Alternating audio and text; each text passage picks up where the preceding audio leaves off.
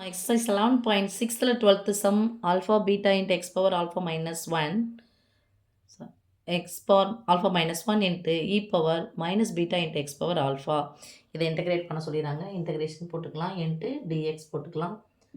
என்ன பண்ண போகிறோம்னா இந்த அடுக்கு எக்ஸ் பவர்னுடைய அடுக்கு இருக்கு இல்லையா, அந்த அடுக்குலேருந்து ஒன்று குறைஞ்ச மாதிரி எங்கன்னா இருக்க பாருங்கள், அதோ இருக்குது.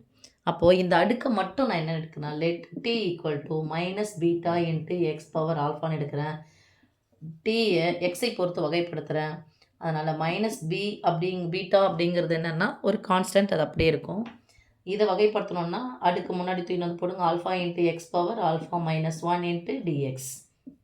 ஸோ மைனஸ் ஆல்ஃபா முன்னாடி தூக்கி போடலாம், பீட்டா இன்ட்டு ஆல்ஃபானாலும் ஒன்று தான், ஆல்ஃபா இன்ட்டு பீட்டானாலும் ஒன்று தான். Alpha into beta X power into x power alpha minus X power alpha minus 1 into dx. இது டிடியினுடைய மதிப்பு. ஸோ மைனஸ் இங்கே இருக்குது, நான் மைனஸ் இந்த பக்கம் எடுத்துகிட்டு வந்துடலாமா. ஸோ இதுக்கு பதிலாக நான் எழுதலாம் டிடி எழுதலாம். அங்கே பாருங்கள், alpha beta X power alpha minus 1க்கு பதிலாக நான் எழுதலாம் இன்ட்டு டிஎக்ஸ்.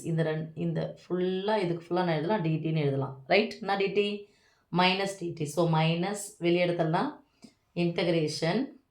இதுக்கு பதிலாக நான் எழுதலாம் இ பவர் இந்த minus beta into x power ஆல்ஃபாவுக்கு பதிலாக நான் எழுதலாம் டி இன்ட்டு இது ரெண்டுத்துக்கு பதிலாக என்ன எழுதலாம் டிடின்னு எழுதலாம். ஸோ இ பவர் எக்ஸை நான் இன்டகிரேட் பண்ணால் இ பவர் எக்ஸு தான். So minus e power X plus see that is equal to minus e power டீக்கு பதிலாக அப்படியே பண்ணிக்கோங்க, சப்ஸ்டியூட் பண்ணிக்கோங்க, beta minus beta into x power alpha plus C. அவ்வளோதான்.